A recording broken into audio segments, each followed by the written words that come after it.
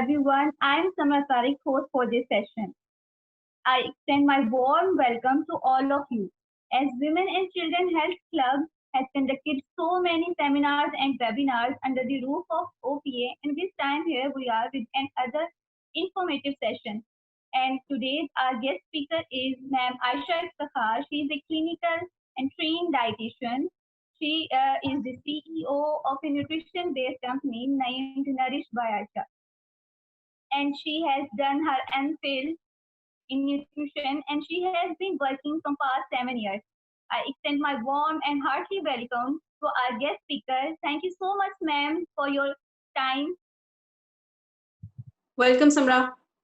Always a pleasure. So before coming to our topic, I have to tell you a few points that if you have any type of question or query, you can simply drop your message in the chat box and we will definitely respond to you.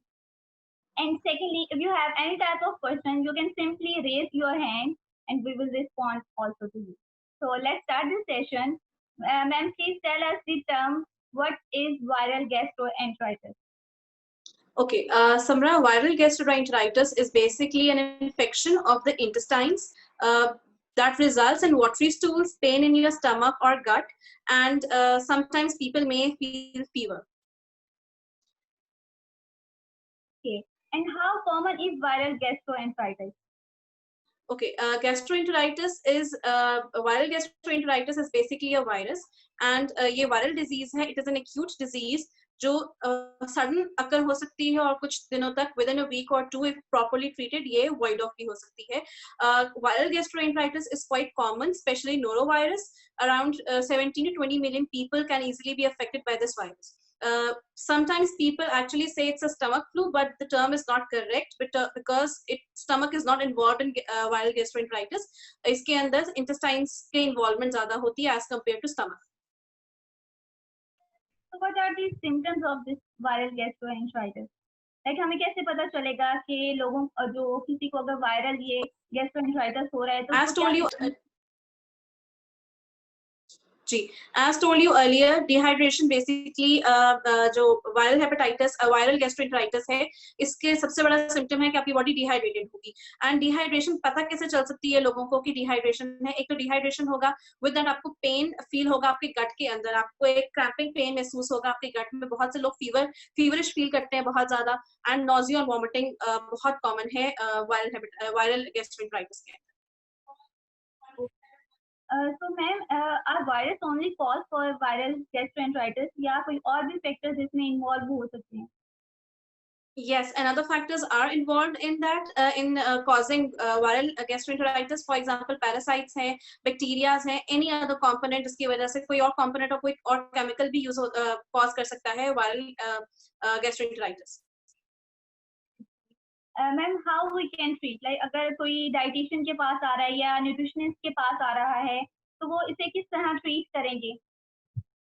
Okay, first, Samra, I need to clear the fact जब हमें कोई भी viral disease होती है उसके अंदर antibiotics काम नहीं करते. Antibiotics are not the solutions for any viral disease. So this disease is also viral. That is, the word suggests that it is viral gastroenteritis. तो हम इसके अंदर antibiotics नहीं देंगे. Doctors and dietitians basically prescribed probiotics. So एक सबसे important चीज होती है कि आपने उसकी gut को healthy करना होता है. उसका जितना भी उसका gut है उसको हम digestive system है, digestive tract है, उसको हम healthy करें. For that thing हम उसको सबसे पहले probiotics refer करते हैं. As a dietitian, what we do is, or as a doctor, if कोई doctor जो है वो treat कर रहा है या कोई dietitian उसको treat कर रहा है, the first and the foremost thing is to rehydrate the body. You can do it by rehydrating, oral rehydrating solution जिसको हम ORS भी कहते हैं. You can give the patient broths, यखनी जिसको हम ब्रॉथ को यखनी कहते हैं, सब्जी की यखनी हो सकती है, चिकन की यखनी या कोई भी मीट की यखनी आप दे सकते हैं, कोई भी ब्रॉथ दे सकते हैं. विद दैट ग्रीन टी आप दे सकते हैं, राइस वाटर आप दे सकते हैं. That is very good for rehydrating, that can act as a rehydrating solution for multiple people. आप इस तरह की चीज दें क्योंकि इस टाइम पे बहुत से पेशेंट्स जैसे मैंने पहले बोला कि टायर्ड फील करते हैं due to dehydration. They do not feel like chewing the food. So what is very important is कि आप इस टाइम पे ऐसा खाना दें जो इजीली वो इजीली अपने बॉडी में लेके जा सके. That is very much important. So as a dietitian I do not go for those foods that are difficult to chew. I prefer those food जिनका जो इजीली आपकी बॉडी में जा सकते हैं, जिनका वाटर कंटेंट थोड़ा सा वैसे भी ज्यादा होता है. फॉर एग्जांपल आपने कोई भी ब्रॉथ की सब्जी दे दी, अगर आपने ब्रॉथ नहीं भी देना तो आप शोरबे वाला सालन दे सकते हैं. ऐसी सब्जियां दें जिसमें वाटर कंटेंट वैसे थोड़ा ज्यादा है. So you give all those things जो बहुत ज्यादा वाटरी नेचर की होती है, जिनका कंटेंट वाटर का बहुत ज्यादा होता है, पहली बात. दूसरी चीज, डूज में तो सिर्फ हम डिहाइड्रेशन को ट्रीट कर रहे होते हैं और ऐसी चीजें दे रहे होते हैं कि जो इजीली डाइजेस्ट हो सके या इजीली एटलीस्ट बॉडी में जा सके without getting into a lot of chewing. Mechanical chewing आपको इतनी ना करनी पड़े. The most important thing is what are the don'ts of the viral gastroenteritis. Caffeine intake, do not take. आप बहुत से जो है कैफीन जो है, it can act as a diuretic. What is a diuretic? Diuretic ऐसी चीज होती है जो आपकी बॉडी से फ्लूइड को निकालती है, दैट एक्ट एज, जो आपकी बॉडी से जितना भी वाटर कंटेंट होगा उसको निकालने में हेल्प करेगी. आगे क्योंकि बॉडी डिहाइड्रेटेड है, वाटरी स्टूल्स बहुत ज्यादा आ रहे होते हैं, सो इट इज प्रिस्क्राइब्ड कि आप कैफीन इनटेक मत दें, पहली बात. कैफीन के अंदर आपके पास बहुत से सॉफ्ट ड्रिंक्स में कैफीन होता है, कॉफी है, टी है, इन चीजों को आप इस्तेमाल मत करें. The second thing that is very much important is that you do not take excess amount of sugar. जो प्रोसेस शुगर होती है, सिंपल शुगर है, वो भी आपको एज अ डायोरेटिक काम करता है because it helps to pull out all the water that you have in your intestines. So आप सिंपल शुगर्स की जितनी भी चीजें हैं, सॉफ्ट ड्रिंक्स हैं, चीनी का कोई भी चीज है जिससे शुगर आप ऐड कर रहे हैं, anything that is sweet in nature and has processed sugar in it, आप वो इस चीज इस्तेमाल मत करें. The third thing that is very much common जो हम लोगों को मना करते हैं अगर उसको viral gastroenteritis है, that is eating the processed food because it has salt in it and it has sugar in it. उसके अंदर होल व्हीट नहीं है, वो फ्लावर जो भी चीज इस्तेमाल हो रही है वो जो है थोड़ी हैवी है and that has a lot of fat in it. So आपका डाइजेस्टिव सिस्टम आगे थोड़ा कॉम्प्रोमाइज हुआ होता है, उसकी वजह से ऑटोमेटिकली आपको डाइजेस्ट करने में प्रॉब्लम होगी and you can suffer from the condition that are even worse. जो दूसरी चीज बहुत ज्यादा इंपॉर्टेंट है, that is milk intake. Milk and milk products, बहुत से इंडिविजुअल्स को मिल्क जो है वो एब्जॉर्ब हो जाता है, बॉडी डाइजेस्ट कर लेती है, but it is recommended, generally recommendations में बताया गया है कि आपको वायरल गैस्ट्रोएंटेराइटिस के अंदर दूध का इस्तेमाल आपने नहीं करना, क्योंकि वो लैक्टोज होता है और लैक्टोज जो है एज एन इरिटेंट काम करता है आपके गट और इंटेस्टाइन्स के लिए जब आपको कोई ना कोई इस तरह की इशू होता है. So rather than you go, if you want to have anything that has calcium in it, go for other alternatives. What I suggest, जैसे मैंने पहले बोला कि probiotics हम देते हैं, the best probiotic that you can have is yogurt. So you can give yogurt to the patient, you can give other calcium rich sources, but आप दूध या दूध सिंपल जो दूध होता है उससे हम अवॉइड करवाते हैं. So these are 4 or 5 don'ts of viral gastroenteritis diet. You should be following all those ताकि आपको at least as soon as possible आपकी ट्रीटमेंट जल्द से जल्द हो सके. Ma'am, we have got a question. What is GERD and which diet should be given to GERD patients? What is GERD? Yes, sir. Okay. GERD. GERD is basically, yes. GERD basically, those people who do not know GERD is acid reflux. आपको acid reflux होता है, बार बार आपका जो esophagus है और मुंह के ऊपर आपको लगता है जैसे acidity आपके ऊपर आ रही है, स्टमक से acidity जो है वो ट्रेवल कर रही है towards your mouth. इसमें बहुत से रीजंस हो सकती हैं. पहला रीजन तो होता है आपके लाइफस्टाइल मॉडरेशन का. Do not eat food in a bulk amount. आप इकट्ठा खाना नहीं खाते, आप पानी का इस्तेमाल खाने के साथ नहीं करते. क्यों नहीं करते? क्योंकि आपका स्टमक इज इन बहुत छोटा साइज का आपका स्टमक होता है जो ट्वाइस या थ्राइस एक्सपेंड हो सकता है अगर आपने खाना खाया होता है. अगर आप पानी पी लेंगे साथ में तो ऑटोमेटिकली वो आपका पेट भर जाएगा और वो एसिडिटी को एग्रीवेट कर सकता है आपके. बहुत स्पाइसी फूड्स जो होते हैं उनका इस्तेमाल आप नहीं करते, क्योंकि स्पाइसी फूड्स जो होते हैं वो आपके एसोफेजियल लाइनिंग उसको एज एन इरिटेंट काम करते हैं. दूसरी चीज, you have to chew the food properly, क्योंकि अगर आप मैकेनिकली फूड को च्यू कर लेते हैं आपको स्टमक का लोड कम हो जाता है, स्टमक को इतनी मेहनत नहीं करनी पड़ती उसको डाइजेस्ट करने के लिए. आप बहुत फैटी जितने भी फूड्स होते हैं उनका इस्तेमाल नहीं करते. As I told you earlier that you have to decrease the load of your stomach. If you take excess amount of fat तो ऑटोमेटिकली आपका लोड स्टमक का बहुत ज्यादा बढ़ जाता है and that can result in GERD. जो specially लड़कियों के लिए बहुत चीज इंपॉर्टेंट है, that you do not wear those clothes that are very tight.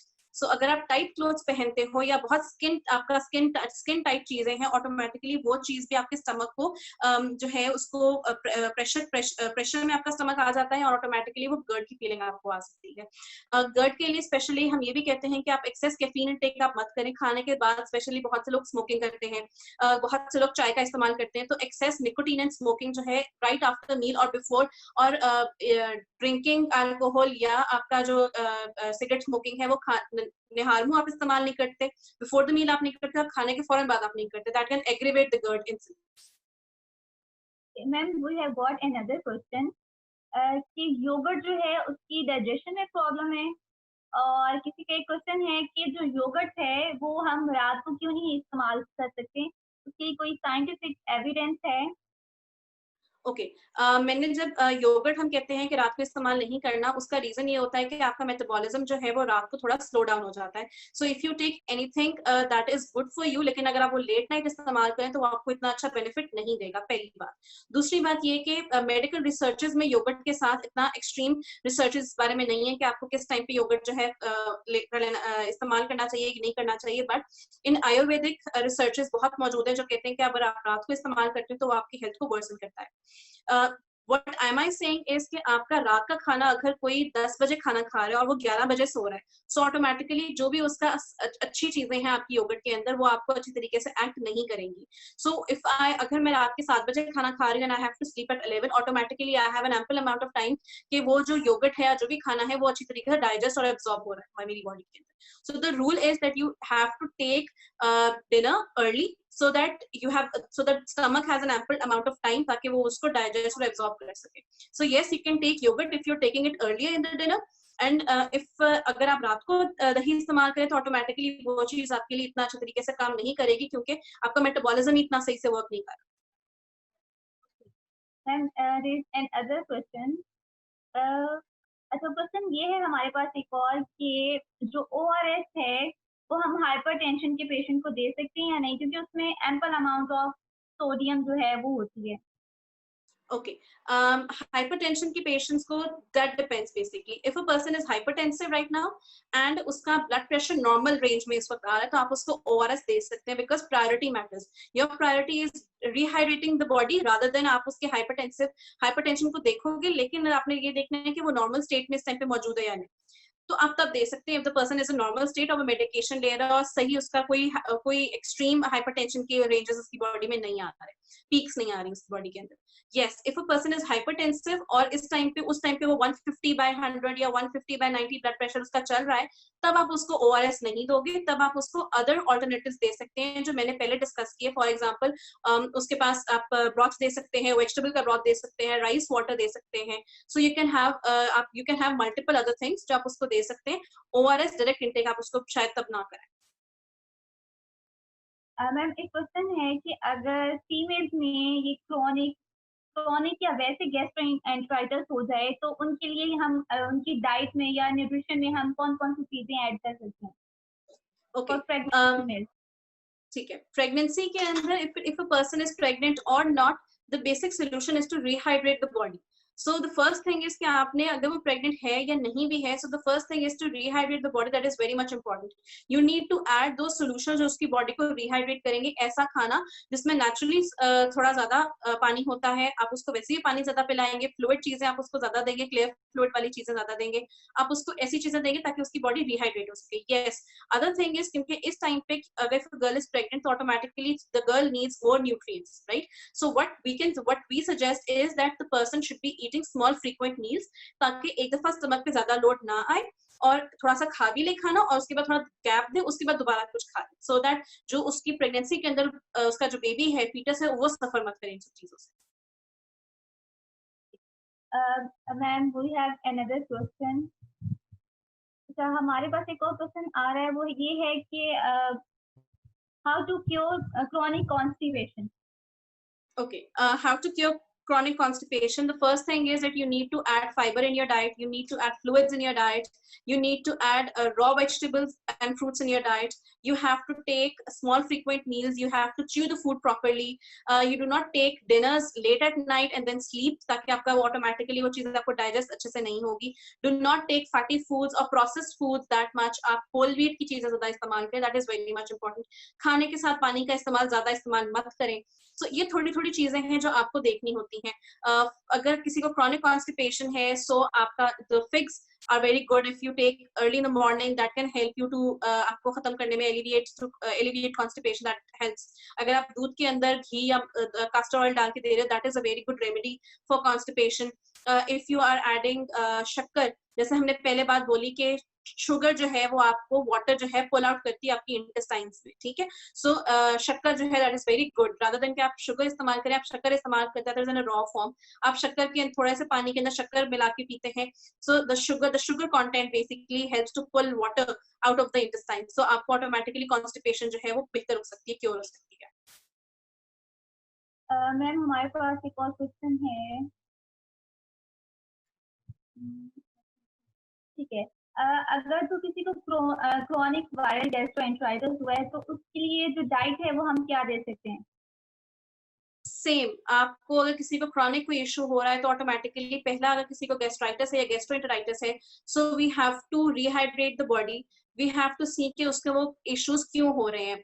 जैसे हम हर दफा कहते हैं कि आपको अपने हाथ धोने चाहिए. आपको जो क्रॉनिक आपका जो गैस्ट्रोएंटेराइटिस है वो बेसिकली स्प्रेड इजीली हो सकता है फ्रॉम पर्सन टू पर्सन.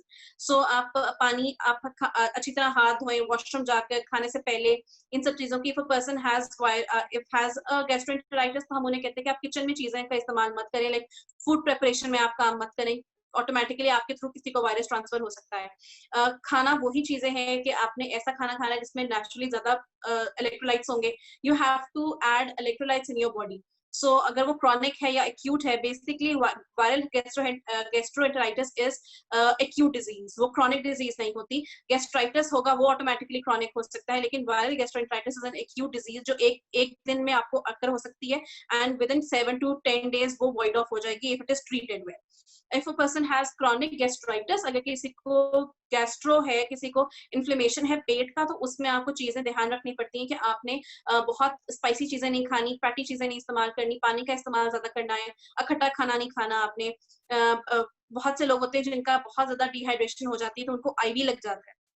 सो आप आईवी इंट्रावेनस जो है आपकी फ्लूइड्स आपकी बॉडी में जा रहे होते हैं. You don't have to take, आप स्मॉल फ्रीक्वेंट मील्स लेते हो सेम, क्योंकि अगर आपको प्रॉब्लम है, कोई गेस्ट आपको पेट का इशू है, तो automatically you are unable to chew the food properly. So you should be taking soft diet ताकि आपको इजीली च्यू कर सके और इजीली डाइजेस्ट आपकी बॉडी में हो सके. Avoid simple processed foods, simple sugars. You have to avoid all these things ताकि आपका स्टमक का लोड थोड़ा कम हो. ऐसी चीजें, स्पाइसेस, घी, मक्खन, दूध, ये सब चीजें जो स्टमक की लाइनिंग को इरिटेंट एज एन इरिटेंट काम करती है, तो आपने उनको अवॉइड करना होता है. और आप नॉर्मल जो है फ्लूइड्स का इंटेक और बाकी फ्रूट्स और वेजिटेबल्स का इंटेक आप नॉर्मल सॉफ्ट डाइट अगर करते हैं, सो क्रॉनिक गैस्ट्राइटिस के अंदर वो चीज बहुत आपको हेल्प करती है. मैम रेस्ट कितनी जरूरी है? लाइक अगर आपको डिहाइड्रेशन भी हो रही है और डायरिया भी बहुत ज्यादा अमाउंट हो रहा है, तो उसमें रेस्ट का कितना रोल होता है कि अगर आप कोई एक्टिविटी, फिजिकल एक्टिविटी ना करें तो कितने चांसेस हैं कि आप जल्दी ठीक हो जाएंगे? इस टाइम पे क्योंकि body is in a shock state. Basically आपका डिहाइड्रेशन की वजह से आपके मसल्स, आपके सर, आपके हेयर, हर चीज जो है वो एक बहुत पुअर कंडीशन के अंदर मौजूद है. आपका न्यूट्रिशन स्टेटस बहुत ज्यादा पुअर है इस टाइम पे. So the best thing is कि आप अपनी बॉडी को एम्पल अमाउंट ऑफ टाइम दें ताकि वो ठीक हो सके. अगर आप, क्योंकि आपका मसल इस टाइम पे वीक है, you don't have water in your body, अगर आप एक्टिविटी करेंगे तो वो आपकी काम को वर्सन करेगा, आपकी हेल्थ को वर्सन कर सकता है. So you have to take rest. आप स्लीप आपकी प्रॉपर हो, रेस्ट आपका प्रॉपर हो, ताकि आप जल्द से जल्द रिकवर कर सको. अगर आप फिजिकल एक्टिविटी करोगे तो आपको स्वेटिंग इतनी ज्यादा होगी and body is dehydrated basically. So आपको वो काम वर्सन हो सकता है because you are not actually rehydrating your body और आप डबल डिहाइड्रेशन में जा रहे हैं. सो आपको ऑटोमेटिकली अगर डिहाइड्रेशन एक्सेस हो जाता है तो लड़कियों को यूटीआई के इश्यूज होना शुरू होता है. That is very common in girls, क्योंकि आपको यूरिनेशन जो है, यूरिनेशन आपको बहुत देर से आती है. एक तो फ्रीक्वेंसी आपकी थोड़ी ज्यादा हो जाती है. विद दैट यूरिनेशन का जो आपका यूरिन का कलर है वो बहुत डार्क येलो हो जाता है और आप स्मेली हो जाता है. ऑटोमेटिकली किडनीज को लोड होता है कि वो यूरिन को एक्सक्रीट आउट करे, लेकिन इतना पानी नहीं है हमारे पास ताकि हम उस जो टॉक्सिन्स हमारी बॉडी में वो निकल सके। सो फीमेल में बहुत ज्यादा कॉमन है कि उन्हें डिहाइड्रेशन की वजह से यूटीआई के इश्यूज हो जाते हैं, that is urinary tract infection. Ma'am, further हम कुछ क्वेश्चंस देखते हैं और फिर what are the main causes of this infection? Water or food? Okay, both can be the main causes. जैसे हम पहले भी बात की है कि बैक्टीरियाज और पैरासाइट्स वगैरह भी कॉमन है, केमिकल्स जो है बहुत से केमिकल्स ट्रेवल कर सकते हैं। वायरस जो है या बैक्टीरिया है वो फूड में भी आ सकता है, वो आपके पानी में भी आ सकता है। अगर पानी में है और आप खाना बना रहे हैं सो ऑटोमेटिकली ट्रांसफर तो आपके पानी से हुआ लेकिन फूड के थ्रू आपको मिला। सेम गोज फॉर आपका जो है मैंने जैसे पहले बोला कि ये पर्सन टू पर्सन ट्रांसफर हो सकता है because the virus can travel. So आप even if a person has vomited, तो जिस शेल्फ पे या जिस जगह पर उसने वॉमिट किया है वो चीज साफ होनी चाहिए। आप वो चीज जब साफ करेंगे, आपने अपने हाथ वगैरह अच्छे से धोने हैं। वॉशरूम्स आपने क्लोरीन से या कोई भी डिसइंफेक्टेंट से अच्छी तरह साफ करें ताकि जो वायरस है, जो बैक्टीरिया है वो ट्रांसफर या जो इन्फेक्शन है वो ट्रांसफर ना हो सके। That is the only reason, जैसे मैंने पहले भी डिस्कस किया, that is the only reason कि हम जिसको गैस्ट्रोएंटेराइटिस होता है उसे कहते हैं आप किचन का काम मत करें। आप किचन जो वेयर है, कटलरी वेयर, इन सबको ना यूज करें ताकि आपकी वजह से किसी को हो सकता है problem. So the shelves you have to clear, you have to clean the counters, you have to clean the washrooms, you have to clean each and everything, ताकि अगर किसी ने कोई चीज कांटेक्ट में आया है किसी का हाथ, for example if a person have not wash the hands properly after washroom usage, so वो जहां पर भी हाथ लगाएगा वो काउंटर टॉप जो है वो वायरस में वो ट्रांसफर हो सकता है। और देन कोई और अगर सही भी है और उसको काउंटर टॉप को हाथ लगाएगा तो वो वायरस को ट्रांसफर हो सकता है through hands. So that is very important. Food और वाटर दोनों कंटेमिनेट हो सकते हैं through the virus. Okay, ma'am, we have got another question. बच्चों में जो है ORS वो देना चाहिए या नहीं देना चाहिए अगर उन्हें गैस्ट्रोएंटेराइटिस हो रहा है? बिल्कुल देना चाहिए। अगर बच्चों को 6 मंथ से ऊपर बच्चे हैं तो आप उनको ORS दें। पीडियालाइट है, पीडियालाइट दे सकते हैं, ORS दे सकते हैं। You can give them rice water, जैसे मैंने पहले बोला वो बहुत अच्छा रिहाइड्रेटिंग सोल्यूशन के तौर पे काम करता है, that is rich in electrolytes, rice water. So आप वो दे सकते हैं, ब्रॉथ दे सकते हैं। अगर 1 साल से छोटा बच्चा है और वीनिंग प्रैक्टिस के ऊपर है सो आप ये सब चीजें उसको दे सकते हैं। बहुत से ऐसे बच्चे होते हैं जो बहुत ज्यादा डिहाइड्रेट कर चुके होते हैं और उस सिचुएशन में उनको IV लगना जरूरी होता है। सो डॉक्टर्स ऑटोमेटिकली उनको IV लगवाते हैं। The basic goal is to rehydrate the body either orally or IV through. So आपका बेसिकली आपने रिहाइड्रेट करना है बॉडी को, आप जिस तरीके से मर्जी कर सकते हैं। To have last question. जी क्रोनिक वायरल गैस्ट्रोएंटेराइटिस होता है तो उनमें वेट गेन डिफिकल्टी को किस तरह ठीक किया जा सकता है? The first thing is that you have to take care of, our priority is to rehydrate the body. Once the body is rehydrated automatically, then the second point is कि जितना weight loss हुआ है उसको हम cater कर सकें। So अगर हम उस टाइम पे हमारी प्रायोरिटी वेट लॉस, हमारी प्रायोरिटी वेट गेन नहीं होती। जब भी कोई एक्यूट डिजीज होती है, आपका वाटर बहुत ज्यादा बॉडी से निकल रहा है, माइट भी जो वाटर एक्सक्रीट आउट हुआ है वो वाटर वेट उसका कम आ रहा हो, क्योंकि आपको जैसे बोला है वायरल गैस्ट्रोएंटेराइटिस के अंदर एक्सट्रीम वाटरी स्टूल्स होते हैं। सो द वाटर आपकी बॉडी से वाटर वेट निकल रहा होता है। सो जो वेट लॉस हुआ होगा 3 से 4 kg, जितना भी वेट लॉस हुआ है, that can be due to the water, that can be the water weight. वो फैट लॉस नहीं होता आपको, लेकिन आपको कमजोरी फील होती है, आपकी बॉडी जो है फ्लैबी दिखती है, आपको थोड़ा, आपका चेहरा थोड़ा संकन, आईज संकन हो जाती है, ये सब चीजें हो सकते हैं। वो that is because of the water wait जो आपकी बॉडी से एक्सक्रीट आउट हुआ। आई गेस सबकी हम लोग ने क्वेरीज ले ली हैं। आई होप आप सबको जिनका भी कोई क्वेश्चन वगैरह होगा उनको आंसर्स मिल गए होंगे। And thank you so much ma'am कि आपने बहुत अच्छे आंसर्स दिए हैं और बहुत अच्छी टिप्स भी दिए हैं। Welcome, Samra. Always pleasure to help my students. Thank you so much for inviting me over on this webinar. Thank you so much, beta. Thank you so much to everyone for your patience and presence in this session, and a huge thanks to our guest speaker for her time. I hope you all get your answers. Stay safe, everyone, and Allah Hafiz. Allah Hafiz.